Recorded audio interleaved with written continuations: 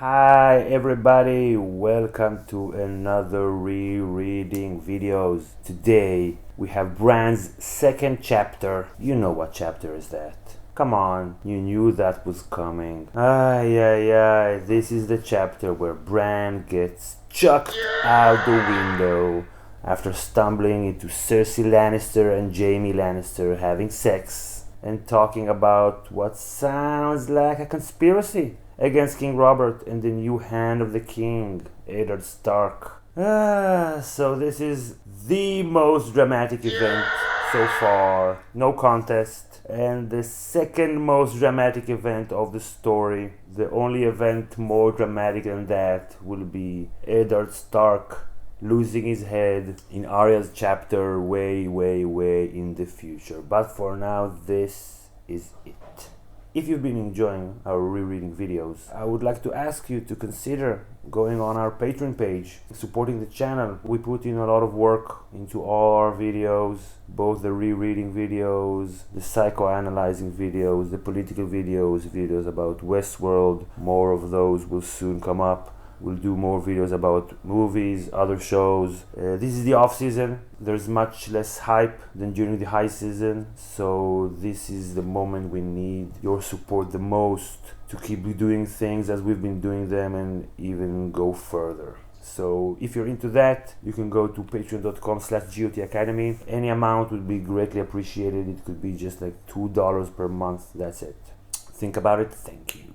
Okay, so the first thing that drew my attention in this chapter is that it's very different than all the chapters that we've seen so far. The entire chapter is tilted towards its final few pages. It's all about this dramatic event. First, like 90% of the chapter, that's like a build-up for Jaime Lannister pushing Brandon Stark out the window. So the way George Martin plays that, he's very patient, does it in a very low-key way. He takes his time, he plants some seeds about what could go wrong, and then at the end, boom, he still catches us unprepared. That was the first thing that I noticed. Okay, so let's talk a little bit about Bran. He's a child, he's 7. I love stories written from a child's point of view. I love those. And this episode is not different. It's really childlike. Bran says, for example, "To a boy, Winterfell was a grey stone labyrinth of walls and towers and tunnels and courtyards spreading out in all directions."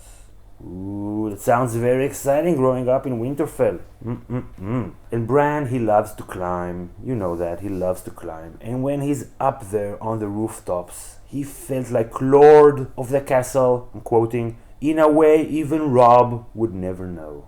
So we see here this sibling rivalry, Robb being born, the firstborn. Bran, he's the second son, so he will never be Lord of Winterfell. That's what he's thinking. Right? So he likes to climb and he says, okay, so I got this. This is something that I got. I feel invisible. I feel Lord. It makes him feel invisible. We were all children. We know how awesome it is to feel invisible when you're a child. I like that too. And also he's pretty sure that he knows about Winterfell more than his teacher, right?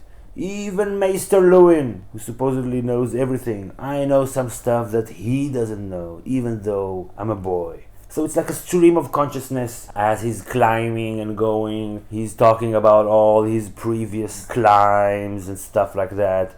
And he's thinking about the stories. He knew all the stories. He's talking about the Dance with Dragons, about Sir Arthur Dayne and the Sword of the Morning, about Prince Aemon, the Dragon Knight, and Barristan the Bold, right? He's basically, Bran is counting the days to the day when he's gonna meet Barristan and live out the dream in King's Landing. He can't wait to go, he can't wait to go. He has never been outside the North. He has this opportunity now to go and see all those people and the King's Road and the Red Keep and the skulls of the dragons, all kinds of stuff that he knows only from the stories. But on the other hand, he's still a boy. And as a boy, he's also sad. that he has to leave, and he cries a little bit, doesn't want anyone to see him. That's another reason why he's climbing. And Bran, being a child, he says that he's not afraid of going down south because he has his dad there, and the king, and his knights and sworn swords. Well, he's gonna meet very, very soon in this chapter one of the king's knights and sworn swords. Jaime. And actually, Bran thinks that Jaime, he looks like a knight from the stories. Let's see how that works out very, very, very, very soon. Okay, because this is a little bit of a different chapter, I'm gonna tackle it from a different way, so I wanna get to my favorite moment in the chapter right now. Okay, so as a POV chapter of a child, this is all very romantic. It's very naive in the way it views the world, right? All the great heroes and dragon lords and knights and the climbing, you see everything from above. You can imagine, you can daydream. It's basically like a play on the popular view of fantasy. Everything is romantic and naive. A little bit childish, yeah. Oh, and there are kings and knights and dragon lords. Ooh, everything is so beautiful and exciting. And the future is bright. So the way that we consume this fantasy story up to now, it mirrors the way Bran views the world, right? We look at this story romantically because we're used to look at fantasy stories that way, and Bran looks at this world also romantically because he's a child. And then he gets pushed out the window, and we are being pushed with him. Right, so Martin, he's been easing us into it for several chapters, showing us Ned is not that smart, the king is not very kingly, there's a lot of injustice in this world, right? He gave us hints. So, okay, this is a feudal world, whatever, but no. Now, okay, so there are bastards and stuff, and that's a grave injustice, but no. This is a fantasy story. We are like children. We are like Bran climbing on the towers of Winterfell and looking from above and being very excited about all the labyrinths and the tunnels and the towers. Ooh, but now it's not subtle anymore. Just take everything that you thought you knew about fantasy stories, chuck that out the window together with Bran. We're out the window together with him. In this story, a beautiful, naive child can be thrown out of a goddamn window. A queen can despise the king and plot his death, and two twins can have an incestuous relationship. That's not very romantic and naive. I don't know. I don't want to judge a brother and sister, full-grown adults, making their own decisions, but that's horrible. That's horrible. I don't know what could be less romantic and naive than an incestuous relationship by twins. Ugh. So, Martin is like, do I have your attention now? Do you know what story you're reading now? You thought it was gonna go another way? No. Please, pay attention. Spoiler alert, we're not gonna pay attention. And we're gonna be surprised again when it happens to Ned. And we're gonna be surprised again when it happens in the Red Wedding. And we're probably gonna be surprised again when Dreams of Spring comes in. 2045. Probably. 2046. Okay, I don't wanna rush you. Take your time, George, take your time. Because basically, so Martin is like asking us, what do you think will happen when two people who are betraying the king in the most horrible way possible, what do you think those two people will do if they see a kid spying on them, seeing them? Do you think those kind of people let a kid, a 7-year-old, go?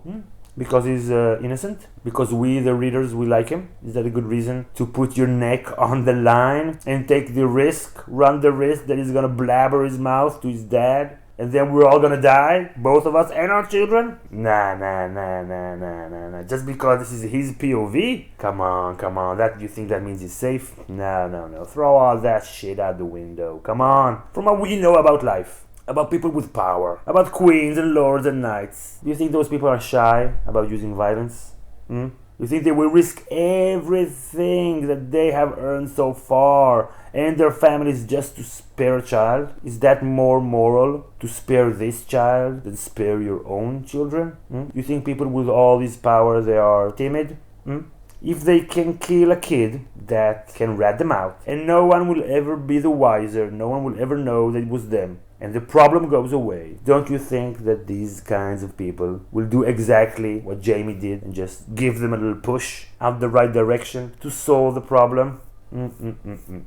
So we as readers, we are being pushed out of the window, together with Bran, into the black unknown. What the hell is going on in this story? Ooh, loved it. Bran, he's a boy, so he doesn't really understand all that he's hearing when he hears the queen and her twin brother talking about politics, right? So the first thing that they're talking about is Eddard Stark becoming the Hand. Cersei doesn't like it. She wishes Jaime was the Hand. She wishes she had insisted on it, that Jaime were the Hand and not Ned. She doesn't like it. She doesn't like it. But Jaime, he's lazy. He's a little bit stupid. He doesn't want to work. No, he'd rather just be beautiful and sleep with his sister. And then they talk a little bit about the relationship between Robert and Ned and how loyal they are to each other, more than Robert is loyal to his own brothers. Then we hear a little bit about Robert's brothers, whatever. That's not very important for now. So they think that Lord Eddard Stark plans to make a move. I wonder if the person that planted that idea in their minds, if it wasn't Littlefinger. Because now Littlefinger got into Eddard's head that the Lannisters are planning a move. So maybe the reason that they're so anxious, the Lannisters, is because someone planted an idea in their mind that the Starks are planning a move. Why else would he go south and leave his house? They can't understand it. Cersei can't understand it. But Jaime being Jaime, he can think of 1,000,000 reasons to go. Or 100 actually, why was I exaggerating? 100 reasons.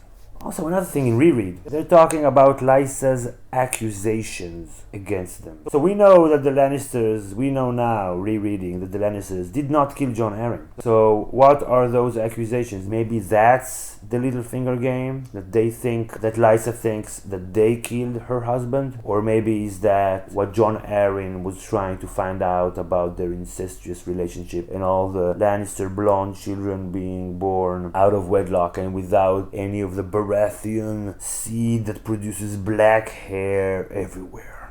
I'm not sure if there's an answer to that yet. If you know that, please mention in the comments.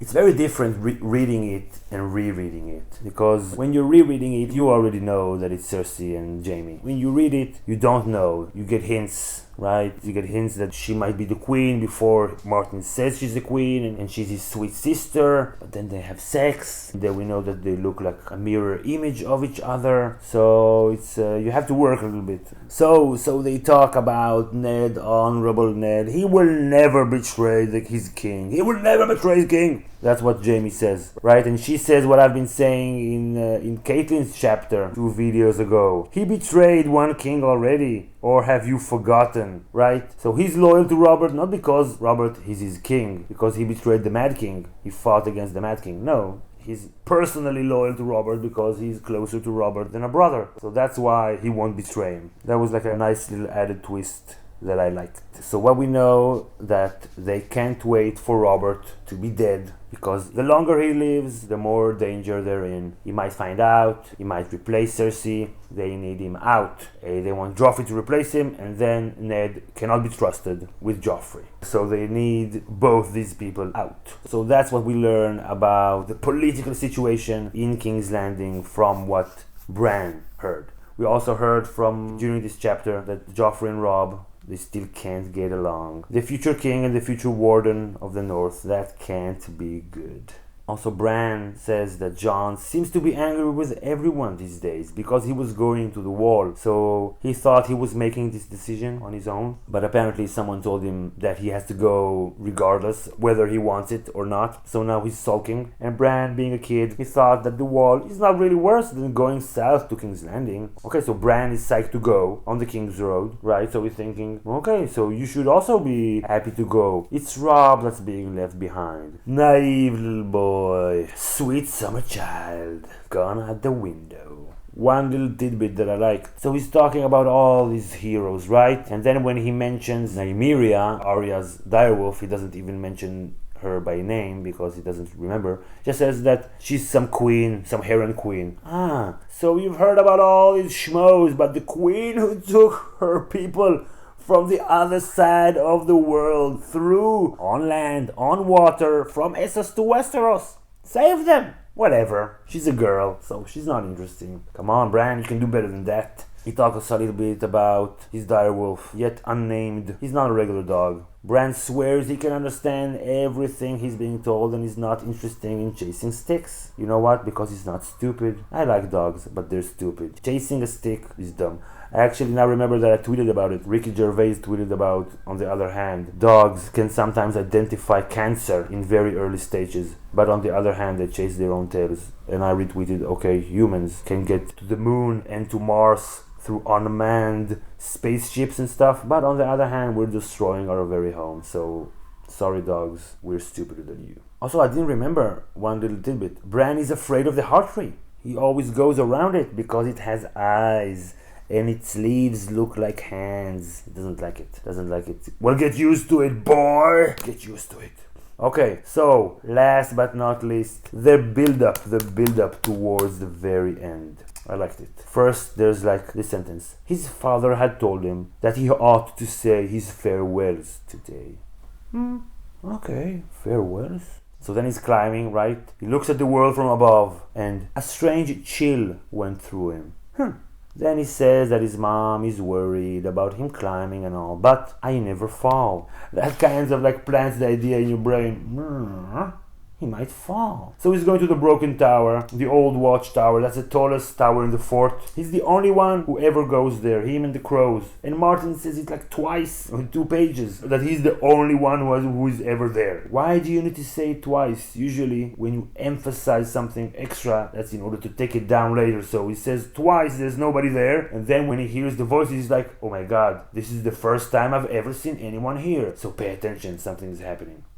Bran, he doesn't like to put his full weight on some of the stones on his way to that tower, and when he hears the voices from within the tower, he almost loses his grip. So Martin eases us into Bran falling, and still, us being dumber than dogs, we don't understand the lesson. We're still caught by surprise. We're in shock when he falls. And we'll be in shock later when more bad shit happens. Because we never learn. Martin, we never learn. Teach us, please, teach us. So thank you for watching and for listening. Be sure to subscribe if you want to get all our rereading videos. We'll keep doing this project for as long as possible. And hit like if you enjoyed the video, if you enjoyed this one specifically. And we'll see you all next time. Bye, everybody. Next up, Tyrion #1. Ooh.